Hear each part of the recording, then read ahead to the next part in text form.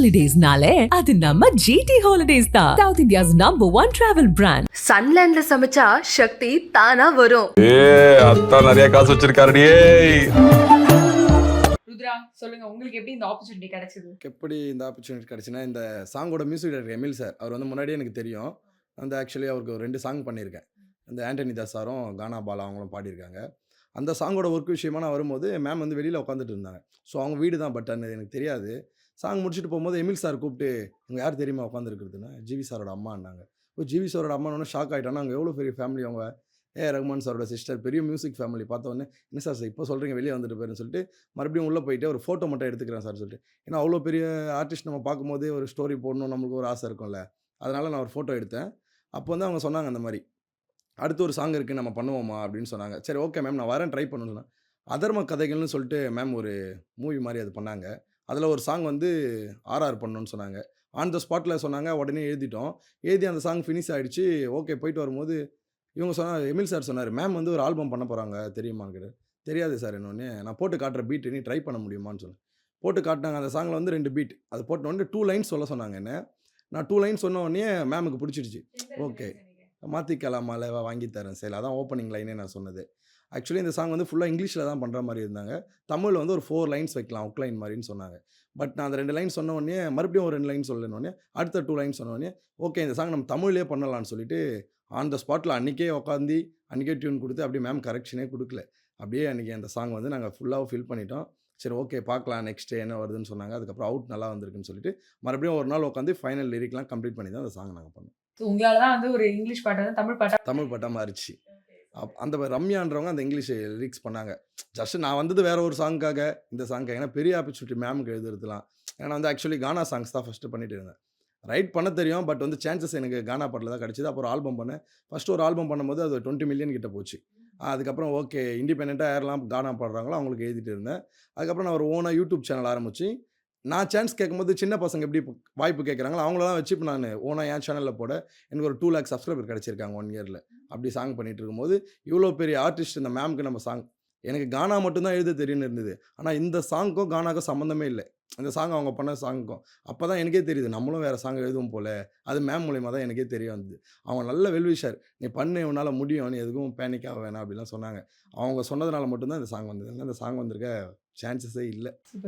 உங்க லிரிக்க மேம் பாடுறாங்க அப்படிங்கும்போது அது எவ்வளோ ஸ்பெஷலாக இருந்தது? ஏன்னா அவங்களுடைய பாடல்கள் எல்லாமே சூப்பர் டூப்பர் ஹிட்டு. ஆமாம் மேமோட சாங் மல்ல மல்ல சாங்லாம் வந்து என் காலேஜ் கல்ச்சரல்ஸ் எம்சிசி டி புட்ஸ்லாம் நாங்கள் எல்லாருமே ஆடுவோம். அந்த சாங்கு பொண்ணுங்களாம் செம்மையாக வைப் பண்ணுவாங்க. அப்படின்னும் போது நான் மேமை ஃபஸ்ட்டு பார்க்கும்போது என்ன பண்ணேன்னா மேமோட நேம் போட்டு அவங்க பாடின சாங்லாம் டவுன்லோட் பண்ணிட்டேன். ஏன்னா ஸ்டோரி அவங்க கூட ஃபோட்டோ போட்டு அந்த சாங்லாம் வைக்கணும் இல்லைன்னு சொல்லும் போது அப்போ அவங்க அதுவும் ரகுமான் சாரோட சிஸ்டர்ன்னும் போது பெரிய ஃபேமிலியில் அவங்க அந்த சாங் பாடும்போது அப்படியே நானே எக்ஸைட்மெண்ட் ஆகிட்டேன். இவங்க நம்ம பாட்டை பாடுறாங்களே நம்மளுக்கு அது ஒரு நிஜம் தானா அப்படின்ற மாதிரி இருந்துச்சு. வீட்டிலலாம் ரொம்ப சந்தோஷப்பட்டாங்க. என் சைடில் இருக்கவங்க எல்லாமே பெரிய இடத்துல போய் பண்ணியிருக்கேன். வீட்டில் வேறு ஒரு ஐஃபோன் கிஃப்ட்டே பண்ணிட்டாங்க. மேம்காக நீ சாங் எழுதியிருக்க, இதுக்கப்புறம் மேலே மேலே நல்லா போகணும்னு சொல்லிட்டு எங்கள் வீட்டில் கொடுத்தாங்க. Okay okay. ஸோ உங்களுக்கு எது ரொம்ப ஃபேவரட்டான லைன்? நீங்கள் வந்து ஃபர்ஸ்ட் 2 லைன் டக்குன்னு சொல்லிட்டீங்க, அப்புறம் பார்த்தா நிறைய ஃபுல்லாக ஃபினிஷ் பண்ணி கொடுக்கணுன்ற மாதிரி இருக்கும்போது உங்களோட மேம் கேட்டாங்க ஒரு டக்குன்னு ஒரு 2 லைன் சொல்லுங்க. நான் வாடா மல்லி ரோசா நீ எனக்கு ஏற்ற ராசான்னு ஒரு லைன் வரும். அது சூப்பராக இருக்கும் அது கேட்கும்போது. ஏன்னா ஒரு பொண்ணு வந்து ஒரு பையன்கிட்ட சொல்கிற மாதிரி.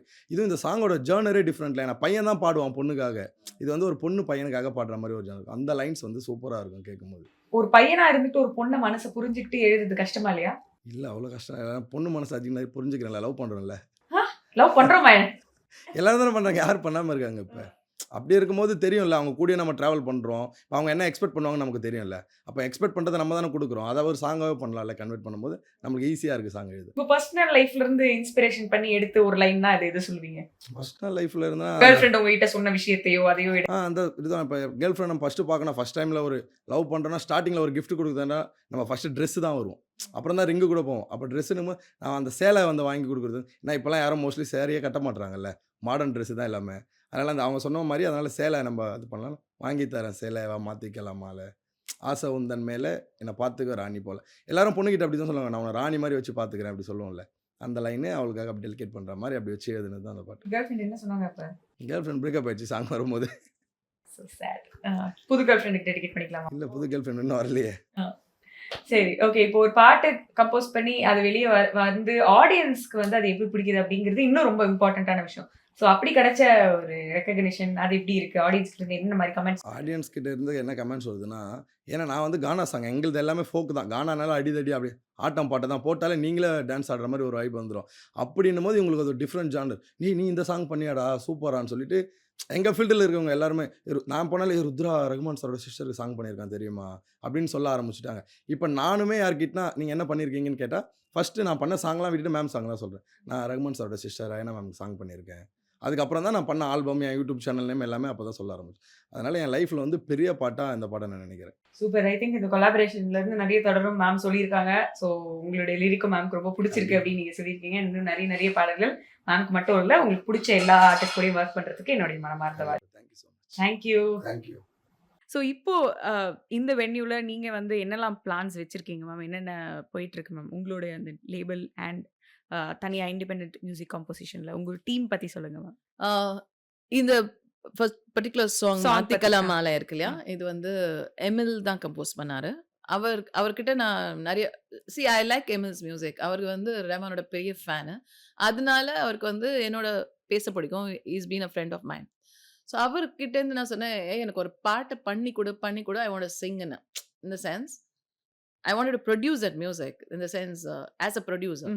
ஸோ அதை எனக்கு பண்ணி கொடு அப்படின்னு கேட்கும்போது அவர் பண்ணவே இல்லை ரொம்ப நாள். அப்புறம் திடீர்னு ஒரு பாட்டு எனக்கு போட்டு காமிச்சார். பார்த்தா இட் வாஸ் ஸோ குட், எனக்கு இது வேணும்னு சொன்னேன் நான்.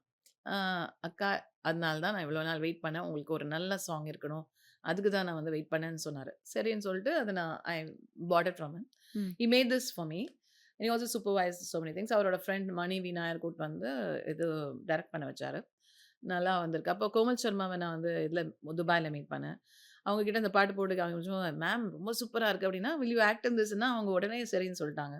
ஸோ அவங்க வந்தோடனே அது இன்னும் அழகாயிடுச்சு அந்த சாங்கு. அவங்க ஃப்ரெண்ட் சனோஜை கூப்பிட்டு வந்தாங்க. ஸோ அப்படியே இந்த பாட்டு பண்ணிட்டோம் நாங்கள். ஒரு 2 line ma'am. You make me nervous every time you come near. I melt away with every breath of yours, yeah.